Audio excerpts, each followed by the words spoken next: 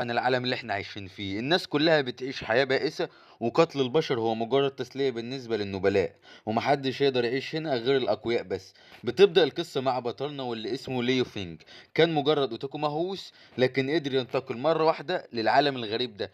كان ماشي في السوق بتاع المدينة وبيقول لنفسه أنا قدرت أجمع فلوس كتير عن طريق إن أجيب منتجات من كوكب الأرض وأبيعها في العالم ده، لكن لحد دلوقتي أنا مش لاقي مكان أعيش فيه، وجه الوقت ادور فيه على مكان اقضي فيه وقتي. فدخل على المقهى في المدينه وبيقول للعامله انا عايز اشتري المقهى ده. فبتقول له ايه الهبل اللي انت بتقوله ده محدش بيجي هنا اصلا، والمكان ده مش للبيع ولا للسكن.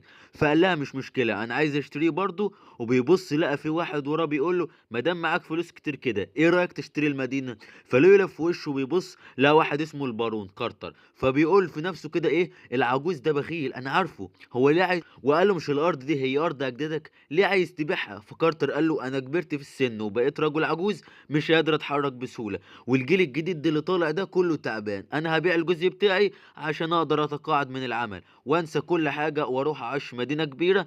فليو بيقول في نفسه هو بيهزر معايا ولا ايه. وبيقول له طيب انت عايز كام في المقابل مدينه. فكارتر قال له انا مش هطلب كتير انا بس عايز 100 عمله ذهبيه.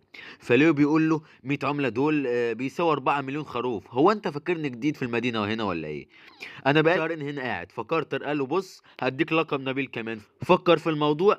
فليو قال له مستحيل. وبيبص لقى ابن كارتر حاطط سيف على رقبته وبيقول له المفروض تحس بالفخر عشان ابوي عايز يبيع لك المدينه اصلا، ازاي تقدر ترفضه. فليو بيقول له هو انت عايزني اشتري المدينه بالعافيه ولا ايه. فكارتر قال لهم اهدوا بس كده وخلونا نحل الموضوع ده بشكل ودي وممكن نتناقش في السعر بتاع المدينه. وقال لي ليو طيب انت شايف ايه احسن سعر مناسب ليك. فليو قال له بغض النظر قلتها دي بس انا حتى معيش 30 عمله على بعضهم. فكارتر قال له خلاص اتفقنا 30 عمله وهبيع لك المدينه. فليو بيقول هو عايز يبيعها ب 30 عمله بس هو ممكن يكون عايز يحاول يخدعني. فكارتر قال له يا اخي انا اول ما شفتك حسيت انك لازم اعمل لك تخفيض.